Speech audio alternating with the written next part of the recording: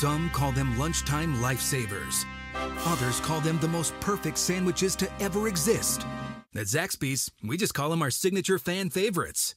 The Southern TLC Filet Sandwich has hand-breaded chicken with fresh tomato and crisp lettuce. The famous Kickin' Chicken Sandwich features spicy tongue torch and Cool Ranch sauces. And for a limited time, fried pickles are back. 2 classic sandwiches and a legendary appetizer. 3 more reasons you're gonna get a kick out of Zaxby's. From Tally to Cali, It's time to wake up. wake up, wake up. Warchant.com is your ultimate Seminole sports source. and this is Wake Up Warchant, presented by Zaxby's Now here's Warchant.com's Azan Hajavandi. and Corey Clark.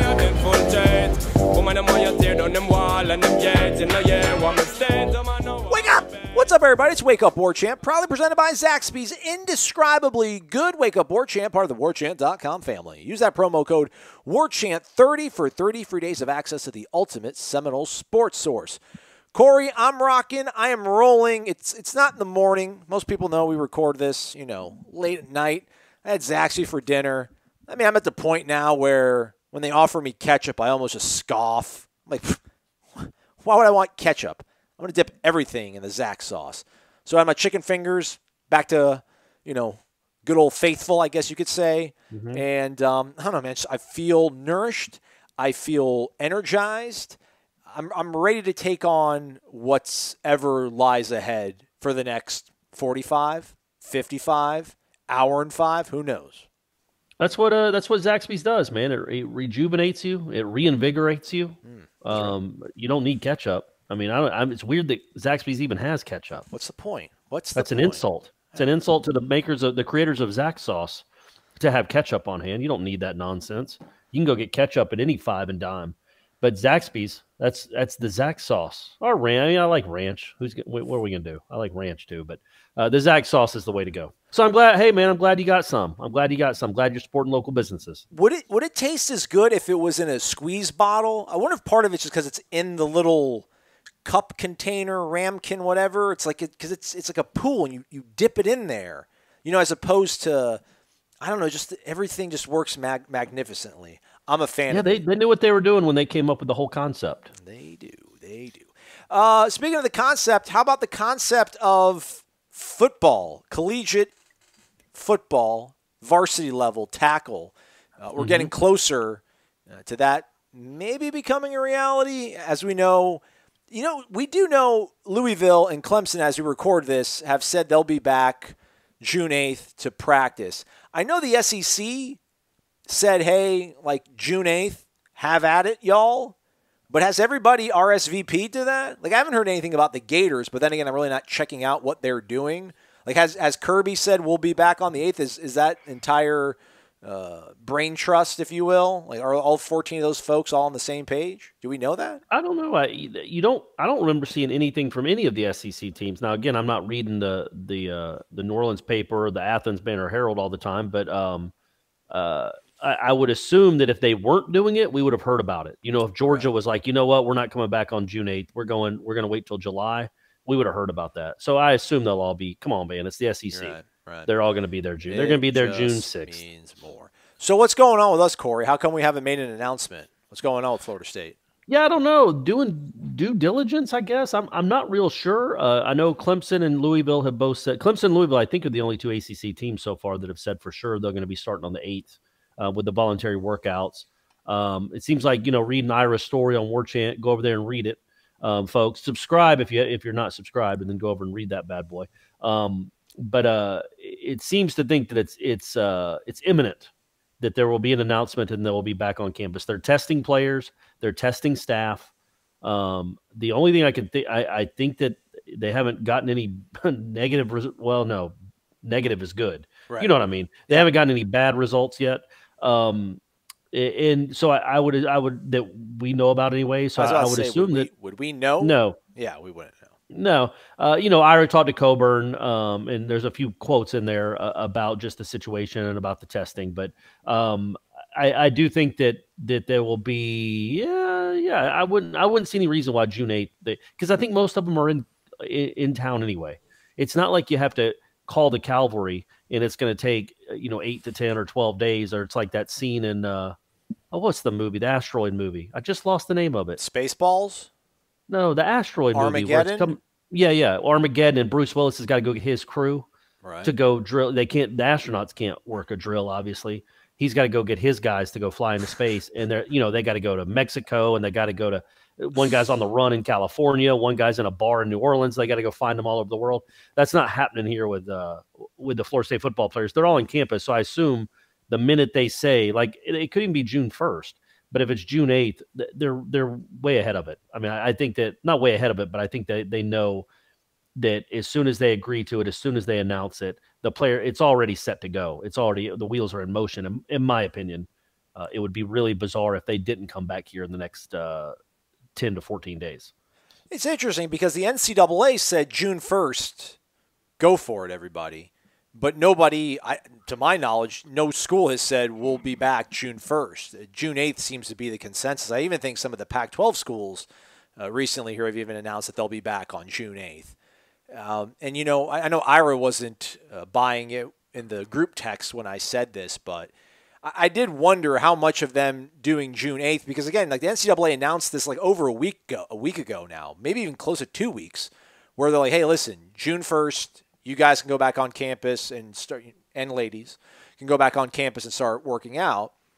And I'm like, why would you do June 8th? And part of me was like, maybe that's just trying to demonstrate due diligence. Not to say that they're not doing it, but maybe that just makes it a little bit more palatable. To me, it's important. When we spoke about fans in the stands on that little Hot Topic video, Gene mentioned that he thinks that schools are going to get hammered with the optics of stadiums and kids playing and people in the stands. I don't know if they'll get hammered depending on how many people they allow into a stadium, obviously. I mean, I think if you keep it at 20, 25% capacity and you maintain social distancing as best as you can, I think a large amount of people realize that, like, yeah, man, this is, if they don't play football, these schools, these institutions will take a real precipitous fall. So I don't think, they're going to leave themselves susceptible or open to getting really banged up by public opinion. But I do think, part of me is, I think the more you even if you don't believe in wearing a mask, but if you wear a mask, I just think like you're showing people that you're serious, or at least like you're being courteous to your fellow human being. I think like the June 8th thing, I find it hard to believe that these SEC schools wouldn't be ready to go here in 3 or 4 days, but they need another 7. They need another 7 days on top of that to be ready. So I think optically, I think everyone's handling this about as best as you can with something that's so unknown. Yeah, and it's such an odd time, obviously, just with optics and perception. And part of me understands it. Like, yeah, you don't want to be. It's not like a midnight madness. Like, oh, this is the first. Basketball teams can practice October 1st. All right, well, let's have it midnight October 1st, 12:01 a.m. October. You don't want to look like that. Like you're in such a rush to throw these student athletes back into a virus-filled practice facility. But we don't think it's virus-filled, and I don't think many of the coaches and administrators think that they're rushing them into this unsafe, Russian roulette type of event where they're going to be practicing and every day is a Russian roulette. I think they feel like they're going to have enough tests. Maybe that's part of it too, is like gathering enough tests, figuring out how many tests you're going to need, how often you're going to test the players, whatever it is. And Gene brought that up about the looks of fans in the stands. And I just think we'll see where we are in 3 months. But I just don't think people are going to care that much. I just don't. I think there'll be a small minority on Twitter that is like, what are they doing with 23,000 or 28,000 fans at Doak Campbell? But most people will just be like, yep, that's all right. That's what we're doing now. It's just like, most people look at some people on the beach, and like when you see people on the beach, not people crammed together like they were in the Ozarks, where they're literally laying on each other. But when you see people just at the beach, laying on blankets next to another family, or, walking down the beach next to other people, I don't think you think, oh my gosh, they're going to kill us all. No, because I don't. The alternative to that is that you just never go outside again, because we're all going to be at danger. Well, I mean, I do think social distancing needs to be taken seriously. And again, that's why I really don't think, I mean, you're right, to a certain degree, there's going to be just that percent of population on Twitter that's just going to find something to gnash their teeth about. Like, oh my gosh, look at all this. Look at 23,000 people in a big arena trying to get in and out. This is a disaster, yada, yada. I don't know. I just think that ultimately, I read this really long write-up on ESPN.com just about what it would mean if there was no football. I mean, just period, point blank, no football. Just what is going to happen to so many of these universities, so many of these schools, rely on what they call, I guess, direct investment from the university to help fund their athletic programs, i.e.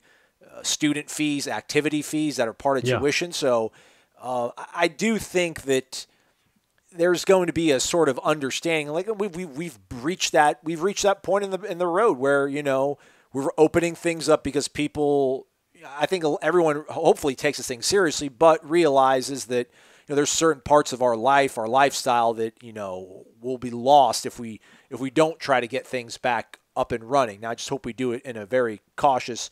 That's one thing that bothers me a little bit. I know it sounds like I'm talking out of both sides of my mouth. I'm not saying that, hey, have at it, people. Come into my house. I'm having a house party for 50 people. Y'all are all invited. I'm not that dude. In fact, we were at when I was in Tallahassee last week, we were at a local establishment. It was getting ready to close. I was there for probably an hour and a half or 2 hours, but I was outside on the deck, just having some beers and having some good conversation with some folks. And then as I'm leaving, I go inside to go to the bathroom. Finally break the seal, right? Finally break the seal. It was. I was pretty impressed with myself because usually it's every 20 minutes, but I've dialed that down now too. I've tempered that down. But while I was gone, this one guy, this guy stumbles over to our table, pretty drunk, and tries to shake everybody's hand. And Stephanie goes, "Hey man, I don't know you, and we're in the middle of a pandemic. I'm not shaking your hand." Yeah, not about and that. He goes, "Effing Democrats," and walks over and starts smoking over the balcony. And it's like, man, I don't know where we got to a point where we're like, number one, I wasn't even there, but I can tell you there were at least a couple of the people at the table that were not Democrats. But that does not mean that just because you don't want to shake somebody's hand, that you've given into this that you're a fearmonger. Right. You know what I mean? It's just in what bothers me as we move on with this is that I wonder about the people that go to these football games in September. And like if my son goes to a football game and he happens to be wearing a mask, are idiots going to make fun of him? Like if he's wearing a mask, what does it matter to you? Yeah. No, like I've never seen someone, and I'll be honest, I haven't worn a mask. I don't go in any establishments really other than grocery stores. I have not worn a mask. I should probably, but I haven't. But when I see somebody that does, my first thought isn't look at that sheep. Right. Like it's just odd. Like even if you think that it's overblown, maybe that person just has the flu, and you don't want to get the flu, or you don't want to get a cold. Like what harm is it to see somebody else wearing a mask? They're not, as long as they're not barking at you for not wearing a mask, why would you bark at someone for wearing a mask? It's craziness. And I wonder when we get to these football games, are there going to be these kind of, not skirmishes, but maybe there will be skirmishes. It seems so polarizing and such a hot topic, like just us versus them. And we're all in it together, Aslan. You know that. You've seen the signs on the fast food restaurants. Yeah. We're in this together, man. Why would you make fun of someone for wearing a mask? It's crazy. And if you're not wearing a mask, why would you flaunt it? Let's just try to get through this together. I don't know. So anyway, in these football games, in these stadiums, do you think there's going to be like some confrontations about people wearing masks or people not wearing masks, or somebody wanting to do a high five and somebody else be like, "Hey man, no, I don't know you." Yeah. Which frankly, we should stop touching each other. As a society, we need to stop touching each other, man. Like it's crazy. Like, don't you think the flu numbers for this year coming up are going to be one of the lowest we've ever, just nobody's going to be touching anybody. And we're all going to be washing our hands 10 times a day, which is what we should have been doing for our whole lives. That's what I'm saying, dude. I was sick boy last year. I mean, it was like almost a joke with you. And I'd be like, "Hey, man, like I'm just not feeling good." You're like, "What's wrong with you? Like you're always constantly sick." Like there was a time there where you were in town, but you were still recording from your house because I'm like, dude, like I don't feel good. Like you shouldn't come over. And this is obviously before we even knew anything about a pandemic. But I mean, the fact that like I'm constantly washing my hands, I have a mask on, I'm not, rubbing up on people all the time, a little bit. I feel really good. I'm like, yeah, this is great, man. No germs. This whole thing, my immune system is really appreciating this. But anywho, let's move along. So yeah, the optics. Oh, I was going to just say the ahead. optics of them coming back. I don't think. Number one, I hope, I really do hope that administrators, commissioners, they're not going to let Christine Brennan or Dan Wolken or Stuart Mandel or whoever else dictate to them what they should be embarrassed by and how they proceed. They don't represent public opinion. They just don't. And again, you don't want to flaunt anything. You don't want to be put people's lives in danger unnecessarily. But at the same time, you've got to make real life decisions for essentially your constituents.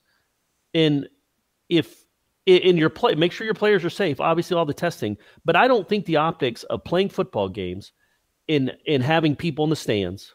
Basketball, I'm still dicey with, man. But football, outdoors, hot. I don't know that you're going to get a lot of grief from people that matter on the subject. Because I think at the end of the day, we all understand, okay, if you don't want to go to the game, don't go to the game. Don't put yourself in danger. If you think it's dangerous to go to a football game and watch people, and I'm not criticizing anybody that might think that way. If you think it's dangerous to go sit a row behind someone and watch a football game for 3 hours with people around you that you don't know, then don't go. Nobody would criticize you for that. But I don't know that maybe schools should be like, okay, we're just going to obviously we're going to shut down. Nobody's coming to the stadium. They can't afford to do that. Right. They just can't. And again, just if you see the way restaurants are handling this, I just would imagine that the sports teams are going to be doubly cautious and take all the precautions needed to do this. And look at the UFC. The UFC's had guys fighting and bleeding on each other. And I know one of the guys tested positive before a fight. They pulled him off the card. But there hasn't been any sort of reports from the UFC about those fighters having tested positive. They've been testing everybody. They were negative. They fought. To the best of my knowledge, they've been negative afterwards. So, hopefully they'll be able to get some. Well, wait till one of the football players or a support staff or a coach tests positive, because it's happening many times in this country. Is it going to happen with athletes over the next 6 months? Yeah. So there will be people. Some of the Twitterati will be, oh, look what you did. Great. Their blood is on your hands. Well, guess what? What do you think these athletes would be doing, especially these student athletes, some of that don't come from the best home environments? Why do you think they're at more risk to get it in Tallahassee with tests every other day or every third day under the guidance of, paid trained professionals as opposed to just being in their house? Or in their community back home. I don't know that the odds are any different, especially if they're getting tested a lot. So anyway, I don't know, man. I don't know. I'm not looking forward to that. I'm not looking forward to the first time that somebody tests positive after a game or before a game, and there's going to be all this, not all of it, but there's going to be some people just saying, all right, we got to just shut it down again. It's like, no, you don't. You don't have to. Because if a cook tests positive at a restaurant that serves 250 people, I don't know that they're just shutting down the restaurant for 3 weeks. They're just getting the cook out of there and testing everybody that works in the restaurant, right? That just seems like common sense. Anyway, sorry. No, nothing to be sorry about. Let's get on the ponies. Let's answer some questions. It's Renegade Express, Corey. We're already 20 minutes into the show. All right, let's do it. We're going to be here all night. Matt AMCZ, wake up! Curious on your impression of the match. What was your favorite moment? It has to be, for me, when Brady was spraying it all over the lot. Barkley was in his ear on the 7th hole. Brady holes it from the fairway, and I think he said, suck on that, Chuck. Football question. Oh, actually, let's get to that after this. The match was awesome. I don't want it to be like a triennial event, or like I don't want it to happen 3 times in a year, but I'm down for it to happen once a year. I think the whole draw of it is just the novelty of it. Let's not oversaturate it, but I'm down for it once a year for sure. But once we get back to normal, whatever that ends up being, I think it loses a lot of its novelty. A lot of it. Because Like, it's all about like, access. If they still have the guys mic'd up, if they have the cameras on the carts, and you're interviewing the guys between shots, I mean, that was a lot of it. It was a well produced production. But isn't that going to be how? I guess my point would be, isn't that going to be how golf is going to be for the next 6, 8, 12 months? Like, there's not going to be anybody in the course, so you're going to be able to hear everything the caddy and the golfer say to each other anyway. So. Yeah, but I think the novelty, Tiger and Phil and Steph Curry and MJ. I mean, think about like Steph and Tiger versus Phil and MJ. That'd be great. No, it's fine. But I think the reason that made it so special and unique was that there had been nothing else to watch. But once it's thrown into the mix with a bunch of other sporting events, including real golf, where they're playing for real trophies, I think it loses a little bit of its luster and it becomes just, I don't know, not so special in my eyes. But it was awesome to watch. And yeah, Tom Brady for the first 7 holes was awful. Like, he didn't hit a good shot. They had that tracer thing on him. Yeah. And it was showing the tracer going into like swimming pools and into neighborhoods, straight into the middle of trees. He was terrible. And then Barkley says what he says, and he holds it from like 150 yards, and then doesn't even do I might still be running around that fairway if I'd hit a shot like that. I chipped in from 30, 25 yards the other day, and I freaking flipped my club like I was, Arnold Palmer, man. Yeah. And then he just is like, yeah, that's what I do, I guess. But so that was probably my favorite moment, I guess. That was an incredible moment of television. Like, literally, you couldn't have scripted it any better. The worst golfer on the planet that we know of is mocking Tom Brady in his ear, quite obviously angering Tom Brady. Like, Tom Brady didn't want to joke about it. Yeah. And then he holds it from the fairway when he hadn't hit a shot straight the whole. It was awesome. But then to make it even sweeter, Brady ripped his pants when he was getting the ball out of the hole. Right. So even when he was having a great moment, he came crashing back down to earth when he rips his pants. My football question involves the opener versus West Virginia. Corey made a comment the other night on the live show that FSU and West Virginia wouldn't play the game if there were no fans, as the payout to each school is tied only to ticket sales. Is there a way for the Peach Bowl guys and the television network to come up with some money to motivate the schools to make the trip to Atlanta? Maybe pay the team's travel costs. Maybe come up with a sweet prize suite for the players. Meet and greet with Corey Clark. Perhaps. Yeah, that would do it. If the schools don't lose money playing this game, what's the downside to playing it? FSU especially needs the in-game experience under the new staff.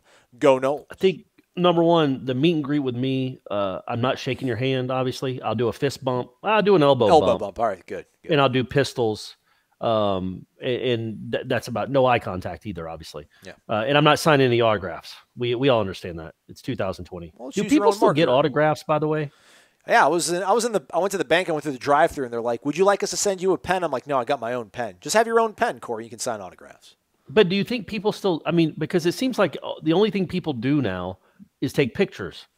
Like, that's their proof forever that they met Woody Harrelson, is they get them to stop for half a second to take a selfie with them.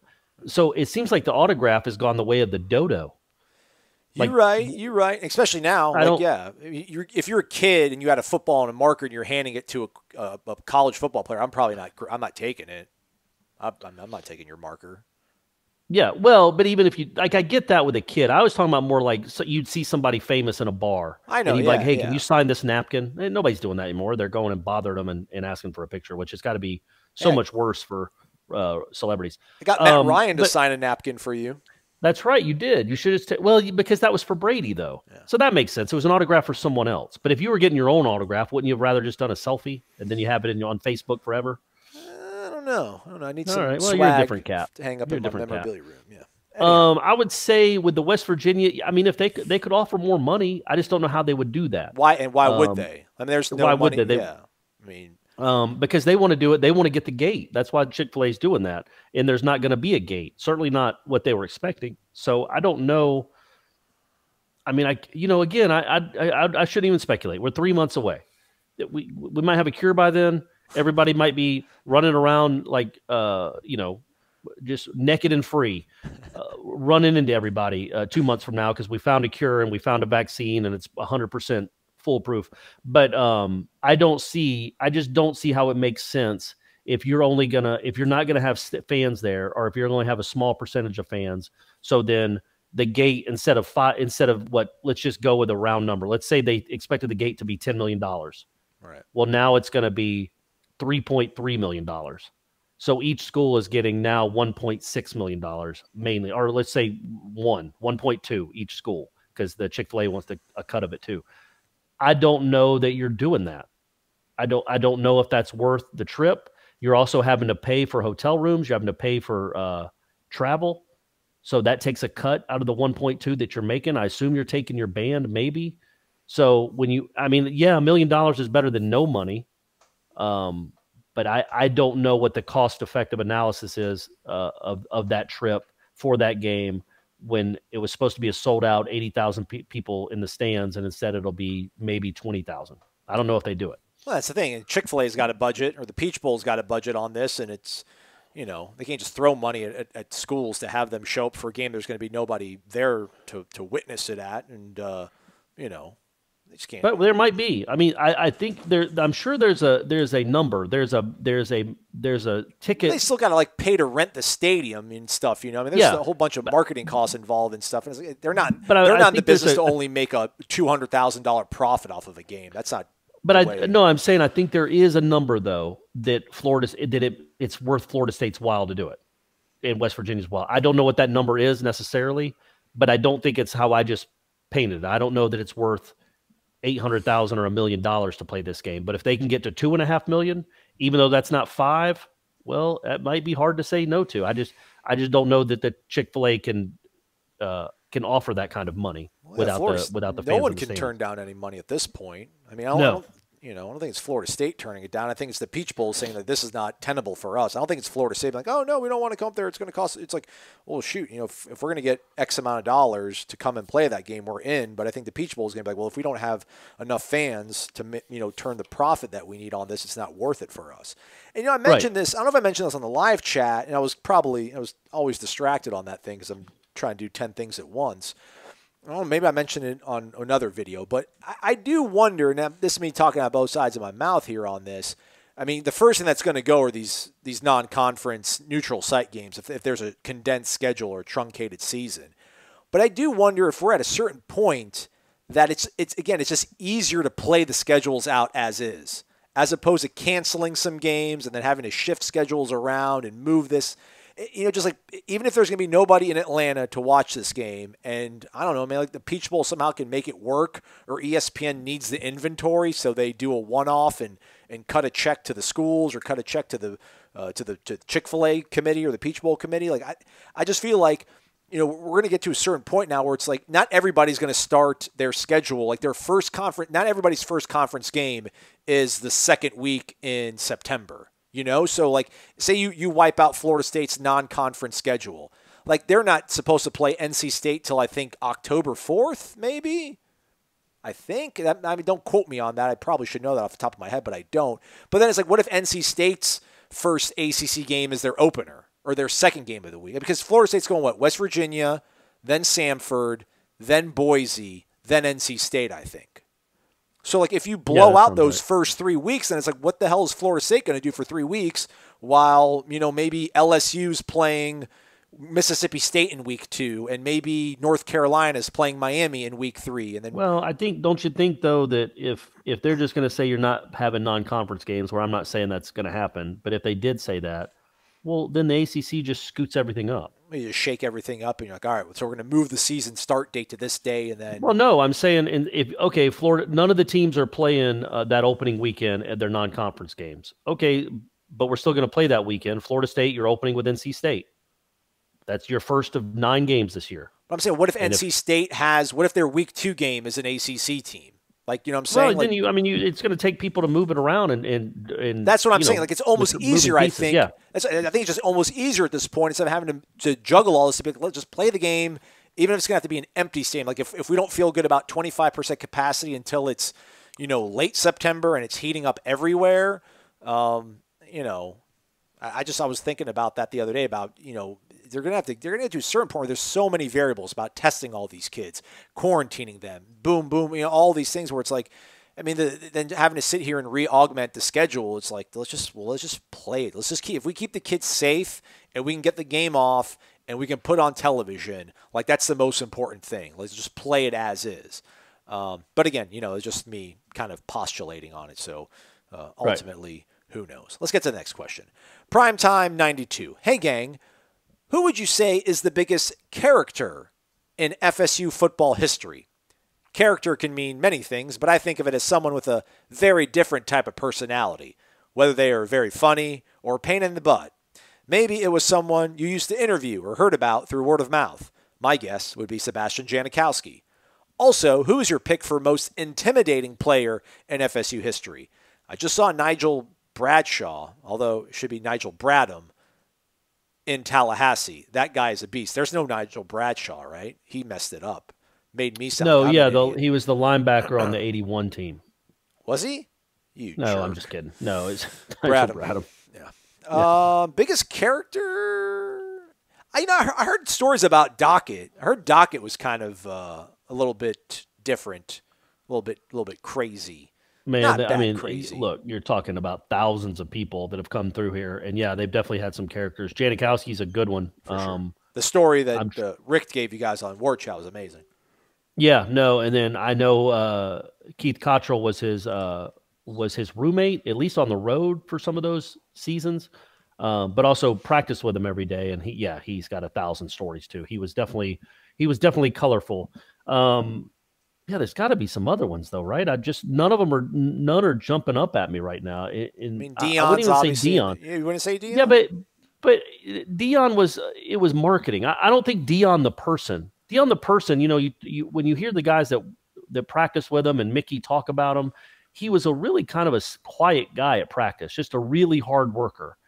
And then off the field for this persona, he put on a persona essentially. But in baseball too, you heard all the teammates say, yeah, he wasn't really that braggadocious.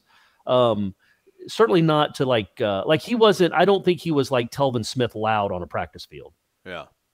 A guy that's just yelling back and forth the whole time. Telvin's a good one too. What about the Blade? Just Dedrick Dodge. We interviewed him, man. He was full of spunk. I liked him a lot. Yeah. No, man, that a lot of them back then. Kurt Carruthers was kind of out there. I just try to think of like the bigger names, like All-American type players that first round picks. We're a little first round picks. We're just a little goofy, and none of them are coming to my head right now. But yeah, I'm sure there are 1,000 of them. Yeah, Jano's probably a good one to start with. I mean, I think there are people probably yelling at their radio. There's got to be somebody. I think there's somebody really obvious that we're not even thinking about right now. There's got to be somebody out there that. I mean, Wyatt Sexton, and I'm not making a joke because of how it ended up with him in the street. I remember the behind the scenes, like Ira would tell these stories about how he was just goofy, just dealing with the media. And then I remember they had this hour-long behind the scenes Florida State show on Sunshine before one of the NC State games where Sexton was the quarterback. And I think the final was like 13-7. Like Florida State had 11 yards of offense, but won the game somehow. And they show him before the game just playing the piano and singing this goofy song. Like it's 4 hours before the game. The team's packing up to get on the bus, and he's sitting at the piano playing. So maybe him. I don't know. I wouldn't put him over Janikowski though. Yeah. I'll keep thinking about it. Most intimidating player, I would say Greg Jones for me. Greg Jones scares me. Yeah, Greg Jones, Jernigan. There was a guy in the early 90s named Dan Footman who was actually a second-round pick and was a starter for a couple years. He was very intimidating. And then you just think about, I don't know, Brian Stork. He was just ornery.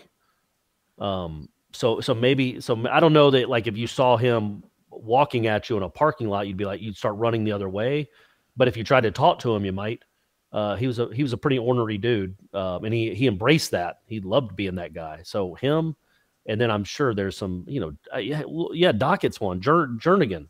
I mean, there's a Ron Simmons for heavens to Betsy. There we go. He was really intimidating too. Ohio won. No. What about Cole Minshew? I mean, he could eat you. I mean, that's. Has there ever been in your lifetime? Has there ever been a person in a Florida State uniform that looked bigger than Minshew did last year? that comes to mind off the top of your head? Ron Lucky Lunford, maybe? Is that it? Yeah. Yeah, that's about it. Yeah. Yeah. I mean, that was rarefied air that Minshew reached last year. Oh, man. Ohio 1 Noel. What's up, fellas? I can't remember if this is a Wake Up War Chant or headlines topic, but I don't have Facebook to post the question to headlines, so here goes. That's great. So we're just your backup plan. On the topic of trying to find a good beginning of fourth quarter song to play, why not have the Marching Chiefs just blast Seminole Uprising to start the quarter? Personally, that is the best song they play, and it gets me hype when I listen to it. I apologize if they already play this song at some point throughout the game. I have never stepped foot inside Doak Campbell to take in a game. I was always too broke and lived too far away to catch a game when I was younger. Now, the product on the field doesn't justify the trip just yet. I want my experience at Doak to be done right and not witness to a down to the wire Louisiana Monroe victory in front of 40,000. So hopefully Norvell can make that happen. Anyhow, thoughts on Seminole Uprising as our fourth quarter kickoff?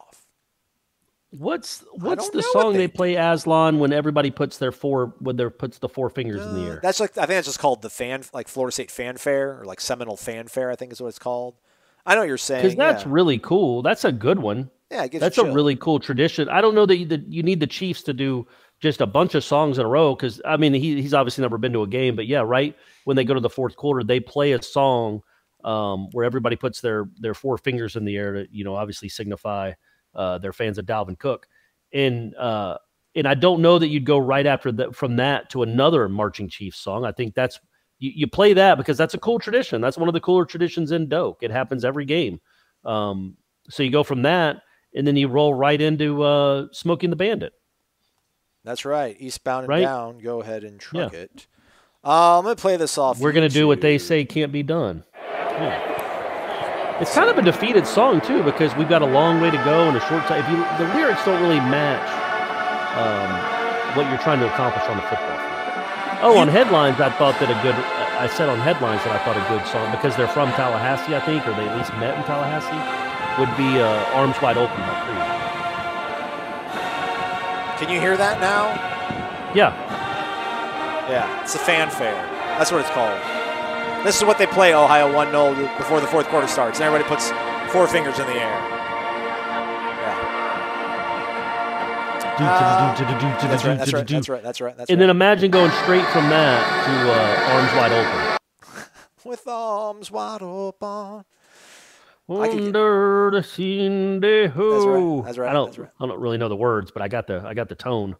I just heard the news today. Seems my life is going to change. Let's change questions. Man, what are you doing? Why do you know the words to that? Come on, man. They were a pretty big deal. I mean, I don't like it. I'm not proud of it or anything, but sorry. But until then, we'll go ahead. Go ahead. Sorry, buddy. No, you go ahead, Corey. I hate interrupting. I was going to say until then, we'll hang out. We'll hang on to Eastbound and Down until we find a better replacement. I'm down for. I think Seminole Uprising is. I love it. It's got the little.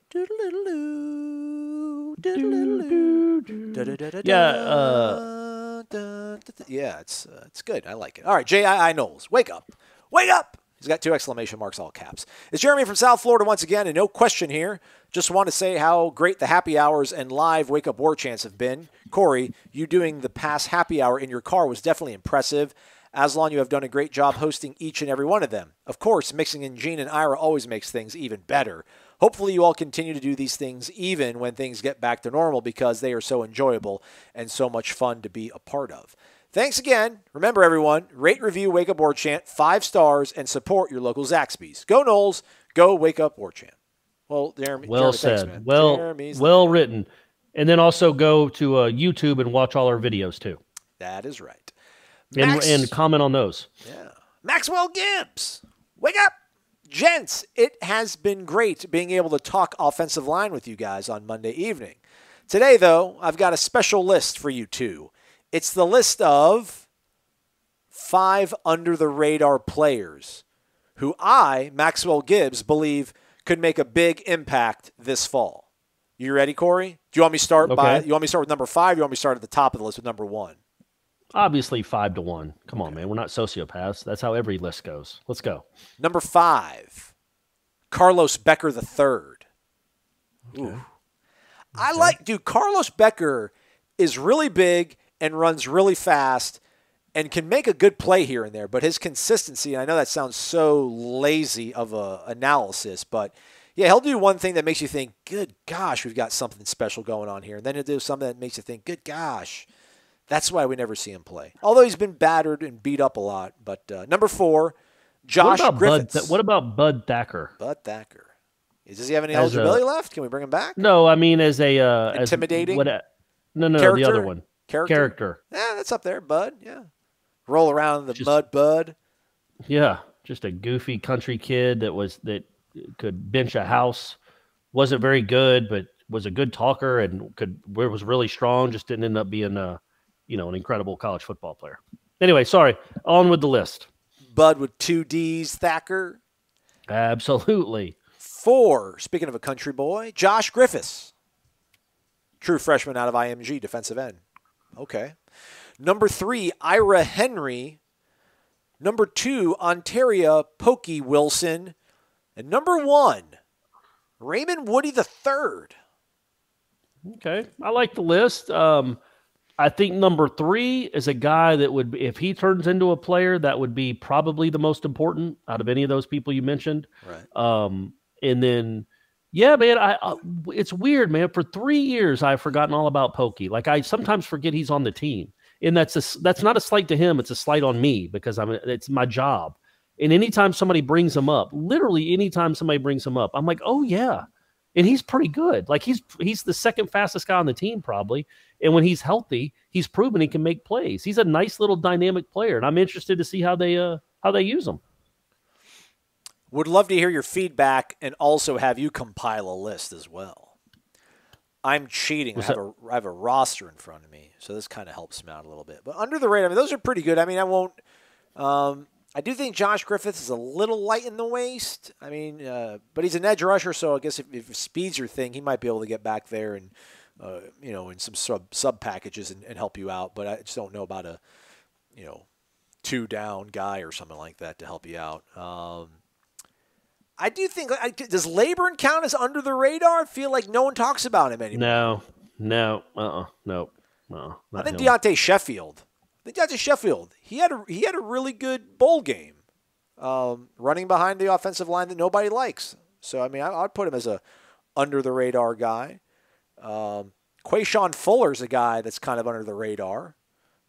One of the more high-ranked guys. In that game, weirdly, I was weirdly impressed. The more I went back and watched it like a week ago, and I was kind of impressed with the Florida State offensive line in the Sun Bowl. Now I know pass blocking left a little bit to be desired, but they didn't have any running backs that were healthy on scholarship, and they still had a pretty solid running game, and Sheffield did look pretty good.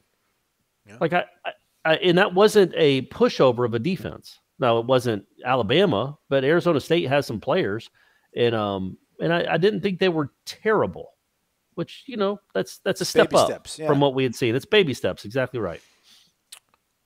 Yeah, I mean, I don't know if I can give you 5 after you've taken all. I'm not giving you 5. Yeah, I think Griffiths isn't the. I would be surprised if he makes noise this year. There. What about like? But he's listed at 6'4", 245. That's a good look. That's a good sized kid. No, I just think it's. I mean, when was the last time there was a defensive end here that made like a lot of noise as a freshman, like a true freshman? It's been a minute. DeMarcus Walker barely got on the field, and he turned out to be pretty awesome. So I would say, what about Dennis Briggs? That works. Yeah. He's under the radar, but I don't have any reason to think he's going to be good or going to be like a breakout guy. I shouldn't say that. That was right. Rude. Breakout. Yeah, it's fine. Yeah. I don't have any like evidence that I didn't see any like, glimpses where I'm like, oh yeah, that guy's the future. But he would certainly classify as a, under the radar person, and they need somebody at the defensive end position to do something. But yeah, I wouldn't say Kane-Doe either, because I throw Kane-Doe into the same one as I do Laburn. Like they're too known. They're 5-star. They're former 5 stars. They've made some plays. They've just been hurt. I don't know if we'd call them under the radar. Fair enough. Big Steve-O 22. Fellas, as always, thanks for what you do to provide for us. Or thanks for what you do and provide for us. I'm really terrible at reading. I used to be really good at reading stuff off of a screen. It used to be part of my job, but your eyes are going. I guess. I have a question for you guys, which you probably answered before, but I can't remember. Let's say college football season is on. Do you guys give Norvell a pass this season due to everything going on with the pandemic? And I don't mean getting a pass for going 5-7. What if FSU goes 7-5 again? People may say all programs were dealt a similar hand with the pandemic, but that is not necessarily true. We have pretty much a new staff, only 3 practices in spring. Major programs already have their systems installed, and even some programs got pretty far into spring practice. I know some folks are saying 9-3, maybe 8-4, and if we can pull that off, I think given all this, that would be huge. Also, P.S., loved Mark Rick telling the story about Janikowski wanting to know when he was going to kick so he could go play pool and drink beer. That was amazing. Yeah, that was it's a different time back then, Aslan. It really was. You could get away with it. Could you imagine if Roberto Aguayo was like, "Hey Jimbo, I'm going to go to Matzo." Like, well, no, I mean the people would be tweeting about and taking his picture, and be like at 3:38, Aguayo's in Potbellies instead of. Yeah, he's in his practice jersey in Potbellies drinking beer when practice is going on. That would have made that would have been a national story. Literally, that would have been a national story. Grozo Award winner leaves practice to go drink beer, gets back to the end of practice. So, it was definitely a different time. I feel like being in Tallahassee, probably like 96 to 2000 probably was like the wheelhouse. Like that's when Shanna went to school. That was her entire time at Florida State, I think. Maybe 97 to 2000 or 96 to 99. It was perfect. And it's like a layup, obviously, because of how successful they were. But still, like there was a little bit of that, I don't want to say unknown film, but I mean, Florida State was the belle of the ball back then. I don't know. I just that must have been amazing to be in Florida State in those years, man, because things obviously tapered off. But anywho, does he get a pass? Well, you said it before, right? Like the record, the number, obviously the wins and losses do matter, but it's going to be the way they look, the way they perform in those wins and losses. But I do ultimately think he probably will get a good amount of benefit of the doubt because of the lack of preparation. But there are certain things I would imagine that if we were to see rear their heads 3 weeks out of a season or 4 times, some stuff maybe doesn't get brushed under the rug as easily, but I do think by and large, he will get a pass, quote unquote. Isn't that, I mean, that's up to the fans though, right? That's not really us deciding whether he gets a pass. And this fan base has been through so much tumult in the last 4 years, really the last 7 years, that I'm really interested if they start out 2-2 or heaven forbid 1-3. Like, are people already going to be done with Norvell? Are they going to be too invested because you can't become Miami? Florida State for 50 years had 2 coaches. And then you don't want to be a program that's changing coaches every 3 or 4 years, just rolling the dice, hoping you get, I don't know. In some instances, a 7 would be what you want, but mainly you want to hit the point. Sorry, that's a little craps. Little craps advice for everyone. You're trying to hit the point. Little tutorial. But yeah, I don't think you want to be that. So I think Florida State fans, I mean, a pass, no, but you understand what he's taken over. And fans are always going to be mad. I'm sure there's some fans right now that think it was a terrible hire. And those people, they're going to want to climb to a mountain to scream, "I told you so," every time Florida State loses. But this guy's here until this thing gets built, I think is how most fans are looking at his tenure. Until he rebuilds this thing, he's here. So I don't know if you'd call it a pass or just a reality check. Like, he's not going 11-0 this year. He's not going 12-0. It's not happening. So if the team looks better coached, even if they're not great, even if the record is similar, but they don't have so many inexplicable moments in decisions and plays and just ugliness, I think fans will be more forgiving. Let's put it that. But I mean, do you think fans were like? I thought Willie kind of got a pass for a good portion of his first year. Yeah, it was right? Jimbo's fault for a lot of people. The problem with Willie through those first years is they weren't the first. Well, those first few years, like he was here for a long time. His tenure was that the games were so ugly. Like it wasn't. if his second year had been his first year, where all of his losses were by like 3 points, Pete have been like, okay, all right, I see what's happening here. Right. But he had already had a season of just absolute horror shows and blowouts left and right, just not even competitive. That even though they were a little bit better this past year, it wasn't nearly enough to satisfy people. With Norvell, yeah, I think people know now after 3 years of this, it's been 3 years of 7 wins or less. It's been 3 years when you've had a losing record in November. That if it happens again, okay, well, it's obviously something desperately needs to get fixed, and Norvell's got to have time to do it. It's not going to be a quick fix, I guess. So I think he'll get I hesitate to use the word pass, but people will be more understanding. He'll get more benefit of the doubt. That was a long answer. I'm sorry. Long-winded. Don't apologize. We're going to probably do maybe 2 or 3 more because we're about the 50-minute mark, and we'll do the rest on Monday.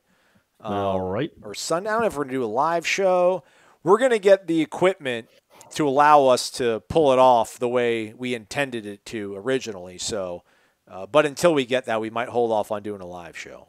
That's a little behind the curtain war chant for you, everybody. Old Dad's a Knoll. Wake up! Since it's appearing we may have a 12-game schedule, I have an economic question. 2 years ago, Las Vegas had the Florida State win total at 7.5. This guy bought into the new staff, the new enthusiasm, and had it handed to me with 5 stinking wins. Last year, Vegas had the Noles at 7.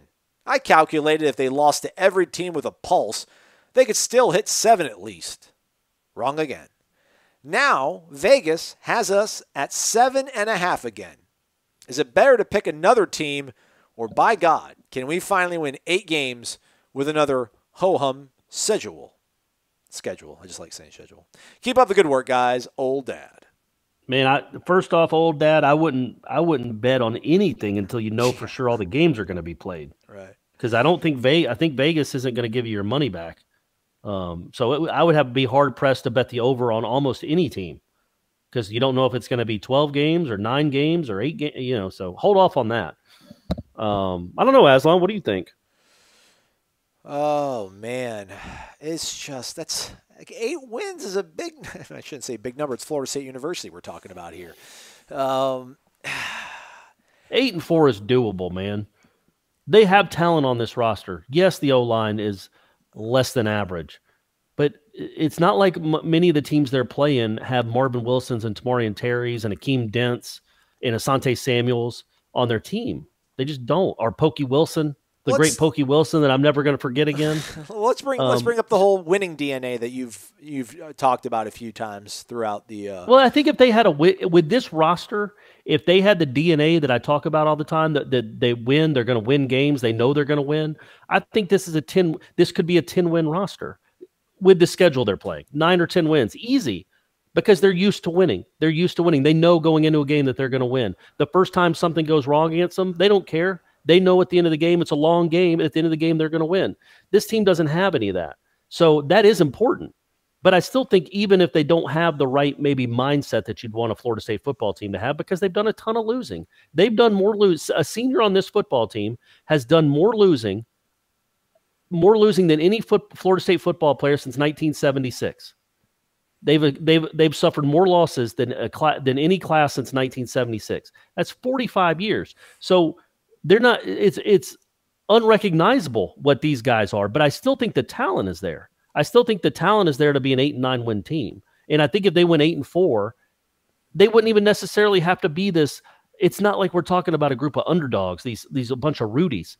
I just think if they play well and they don't give in, like I'm not expecting them to have the hearts of champions because they've never been a champion. But if they just don't have that. I don't even know what would you call it? I don't know what I'd call it. Just as soon as things go bad, it snowballs. If they can just get that out of their system, then I think they're an 8-win team. All right, let me just go through this here. It's what is it? May 29th as you're listening to this. I'll give them the win at West Virginia. I'll give them a win at Samford. Well, it's not at West Virginia. Or I'm sorry. It's in the A. Right. I'll give them the win against West Virginia. Samford 2. I'm not going to give them Boise. Just that West Virginia doesn't have a winning pedigree, culture, DNA right now either. So I'll give Florida State. Yeah, you're a better team than West Virginia. Yeah, Boise State. I'll give Boise State benefit of the doubt. Sure. NC State at Raleigh. I mean that was a really bad team last year. I'll give Florida State that, I guess, though, because we're a Florida State show. I think going into that game, and again, I'm speaking completely with no experience of watching him in person. I think you go into that game thinking you've got a better coaching staff and a better coach than NC State does. That's fair. All right, so Florida State is 3-1 after that contest, 3-2 after Clemson, 4-2 Wake Forest. I'll give a win over Wake Forest. I say 4-3 after Louisville. I just like Scott Satterfield. They're a year ahead of Florida State in their rebuild. That's 4-3. Pitt at home. I mean, Pitt's tricky. I mean, they're Narduzzi. Yeah, they got a good defense. That's going to be. I mean, that game would be. I feel it'd be like 20-17 or 17-14. Like Pitt's got a really good defensive line. 5 and they're good. I mean, they play teams close, but yeah, give it to them. 5-3. Hey man, you remember that 1980 game? Pitt doesn't come into Tallahassee and win. It's so loud. Tell them to be quiet, ref, please. They couldn't even. Yeah, even whiny Dan Marino couldn't win. I'm not going to give them a win over Miami right now. Sorry, I'm just not. That's 5-4. Boston College 6-4. Homecoming game. Yeah, they'll win that one. Syracuse, you're cooking with grease. You're 7-4, and then Florida comes to town. I don't feel overly optimistic about that game. So you go into it. All the coin flips, in my opinion, the most of the coin flips anyway, you gave to the opponent. Like I think Florida State at Louisville is a coin flip. I think Miami, Florida State is probably a coin flip. I think Boise State is probably a coin flip. I got the home team on all those. Ran the home team on that one. Yeah, which is fair. Again, these players haven't proven to you that they can go win games like that. Wouldn't it be nice? Wouldn't it be nice though, guys, if they could do that? But if you account for the uptick in the coaching, and I think the uptick in just for this one specific year when those two kids came back, you're going to have one of the best defensive players in the country and one of the best offensive players in the country. And you hope the quarterback play is improved somehow and the offensive line play is improved. I think you have 7-5 with them almost losing every game they're supposed to lose. Now, what if they pull off an upset or two? Which, teams do that, man. I've seen it with my own eyes in recent years. Not Florida State. Oh, heaven forbid. Florida State's not going to beat someone they shouldn't beat. They're not going to even be in the game with someone they shouldn't beat. But if they can figure out if they can maybe pull off an upset, man. And I'm not even talking Boise. about You're not talking about Boise, though. Boise's not an upset. No, I'm talking even like Miami. Like, that's not like Stanford USC from 2006 or whenever that was when they were a 40-point underdog. Right. You're going to be probably a 6-point underdog at Miami or an 8-point underdog. Whatever. You can beat that team. That's not going to be an unbeatable team. Florida's not unbeatable. Clemson's unbeatable. That's the only unbeatable team on your schedule, in my opinion, when you take in the two rosters. But Florida's roster isn't appreciably better than Florida State's, and neither is Miami's. I think they both have more consistent defense. They've proven they can play defense better than Florida State has, but I don't know that if you look at player for player, star for star, recruit for recruit, you would say those two rosters are definitely superior to Florida State's. So go out coach them. Those two games are so gross, though. Like, I'll give you Boise State, but I mean, like Miami got them fired, and the Florida game, I guess, is probably really tough to judge because new interim staff and all that kind of stuff floating around you. I'm telling you, Dan Mullen's is going to be an SOB in this rivalry, man. Like, it's going to be tough to beat him unless we're noticeably, appreciably more talented than them, because I think he's going to put so much. But then again, I keep forgetting that we have Mike Norvell, and he's going to be able to treat these games properly. Man, Mike Norvell might be the truth. He might be the truth. I ended up stumbling on some video when we interviewed Willie before the Florida game. Obviously, the one Florida game he coached in.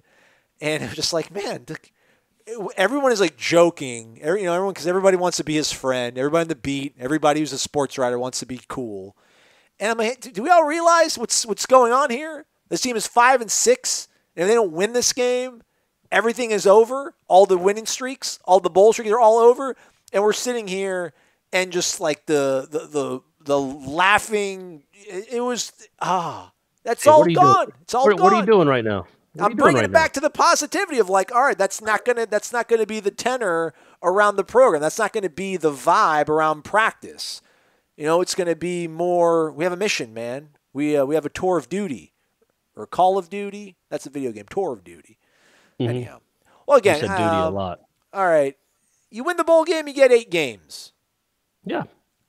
Just again, but listen, 7.5 is a really good number. We just went on it. 7.5 is a really good number, Corey. Right? I mean, 7.5 is the number. That's the number. Oh, it's a great number. I think they're going to win a game they're supposed to win. I think they're going to lose a game they're supposed to lose, or they're not supposed to lose. And then maybe they get lucky in the fourth, or not lucky, but they make a play late in the fourth quarter to win another game.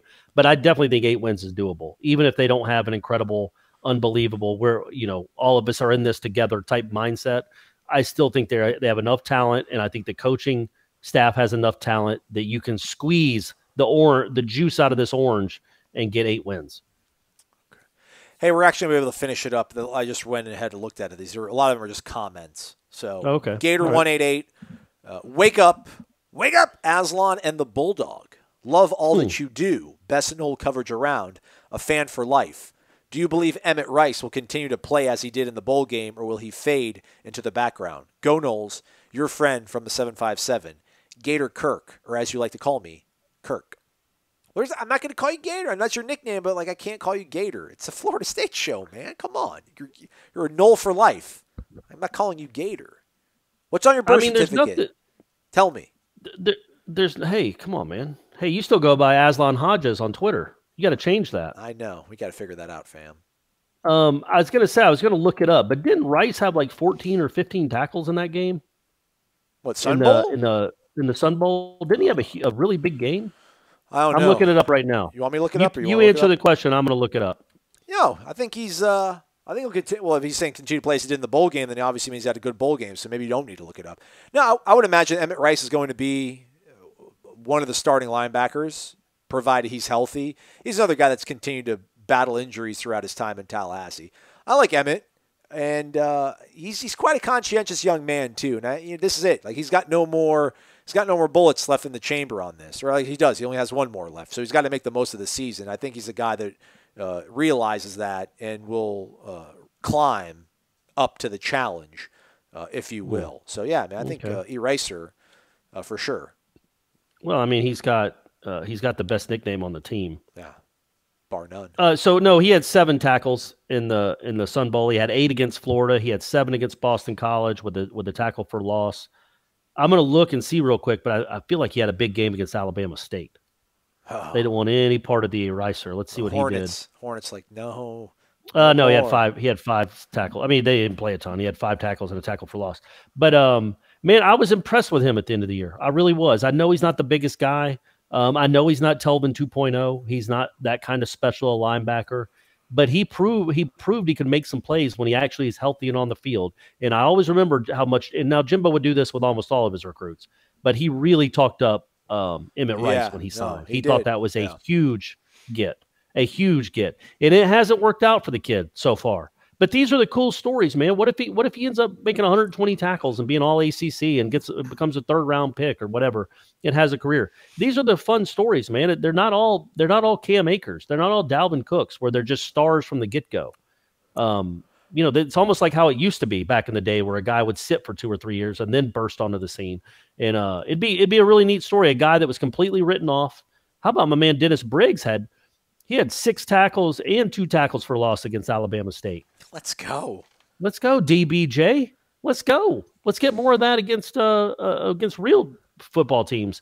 And so I thought I had written him off completely. I'm like, this guy's never going to contribute. He just can't stay healthy, or whatever the case was. He couldn't stay on the depth chart. And then the last 4 or 5 games, he was the second leading tackler on the team behind Nasruddin. Yeah. So yeah, man, I think he's got a chance to build on it. I really do. All right, 2 last things. ATL SF Knoll chips in, gives us an assist here.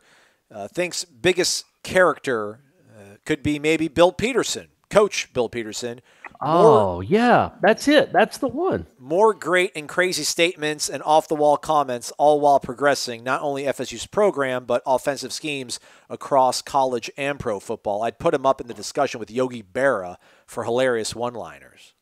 Yeah, no, it is. I just looked him up, and I'll just read 3 of them. But, yeah, he was like the Yogi Berra of college football coaches. Now, for the people that don't know, he was the best coach Florida State ever had until they hired Bowden. He coached Biletnikoff. He coached Ron Sellers. They went to the Gator Bowl. He had like a couple 9-win seasons. He turned the program into like a legitimate, not a power, but a legitimately relevant program in the South. And then it all went to Hades when he left to go. I think he coached in Houston. But Bowden, so Bowden was actually on his staff at some point. Yeah, Bowden was Bill Parcells was on one of those staffs too. I think Don Joe James Gibbs too. Yeah, Don James. Yeah. So this is one of them. This was when he was coaching, I guess, the Oilers, the Houston Oilers. He goes, men, I want you just thinking of one word all season. One word and one word only. Super Bowl. He has another one that says, you guys line up alphabetically by height.